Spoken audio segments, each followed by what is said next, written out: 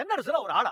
அவனுக்கு எதிரா நான் நிறைய ஓட்டு வித்தியாசத்துல ஜெயிச்சாதான் தொகுதியில எனக்கு மதிப்பு மரியாதையே இருக்கும். கண்டிப்பா நீங்க அதிக ஓட்டு வித்தியாசத்துல ஜெயிப்பீங்க மாமா. நீங்க எதை நினைச்சும் கவலைப்படாதீங்க. இந்த தொகுதிக்காக நீங்க எவ்வளவோ செஞ்சிருக்கீங்க. தொகுதியில உள்ள எல்லா மக்களும் கண்டிப்பா உங்களுக்கு தான் ஓட்டு போட்டிருப்பாங்க. எதை நினைச்சும் கவலைப்படாதீங்க. தென்னரசு ரொம்ப மோசமா வேற ஏதாவது திருட்டுத்தனம் பண்ணி கூட ஜெயிக்கிறதுக்கு ட்ரை பண்ணுவாமா. அத நினைச்சாதான் எனக்கு கொஞ்சம் கவலையா இருக்கும். அதான் நேருக்கு நேர் மோதுற ஆள் இல்ல. நரி புத்தி குறுக்கு வழியில என்ன ஜெயிக்கணும்னு பாப்பா. அப்படிலாம் தந்திரம் பண்ணி உங்களை ஜெயிக்க முடியாது மாமா. நீங்க நினைச்ச மாதிரி அதிக ஓட்டு வித்தியாசத்துல நீங்க கண்டிப்பா ஜெயிப்பீங்க பாருங்க. மாமா, நான் விசாரிச்ச வரைக்கும் இந்த தொகுதியில எல்லாரும் உங்களுக்கு தான் ஓட்டு போட்டிருக்காங்க. கண்டிப்பா தேனு சொன்ன மாதிரி நீங்க அதிக வாக்கு வித்தியாசத்துல ஜெயிப்பீங்க மாமா. அவங்க ஜெயிக்க வாய்ப்பே இல்ல. என்னோட இத்தனை வருஷ அரசியல் வாழ்க்கை நாளைக்கு வரப்போற தேர்தல் ரிசல்ட்ல தான் இருக்கு. பாவம் மாமா ரொம்ப பதட்டத்திலே இருக்காரு. தென்னரசு ஏதாவது ஃப்ராட்தனம் பண்ணி ஜெயிச்சிருவாரோன்னு யோசிக்கிறாரு. அவர் செய்யக்கூடியவன் தானேமா, அதனாலதான் சூபதி பயப்படுறான். அப்படியெல்லாம் ஒண்ணும் நடக்காது. கடவுள் இருக்காரு அத்தை. அவர் பாப்பாரு. ஈஸ்வரா, தேனு யாரோ போன் பண்றாங்க, போய் யாருன்னு பாரு. அவன் எதுக்கோ போன் பண்றான் போல இருக்கு. நீ அட்டென்ட் பண்ணி பேசு. போன ஸ்பீக்கர்ல போடு, என்னதான் பேசுறான்னு நாங்களும் கேக்குறோம். சரிங்க அத்தை. என்ன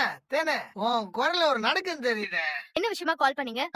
சொல்றேன், உன் அருமை மாமனாரு பயந்து போய் உட்கார்ந்து இருக்கிறாரா? தெரியும்டி, நாளைக்கு எலெக்ஷன் ரிசல்ட் வரப்போகுது.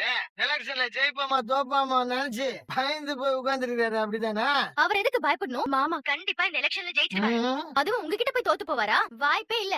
ஜெயிக்க போறது நான் தாண்டி, உன் நோமனார்லாம் கிடையாது. அவரு ஜெயிப்பாருன்னு கனவுல கூட நினைக்காத. படு தோல்வி அடைச்சு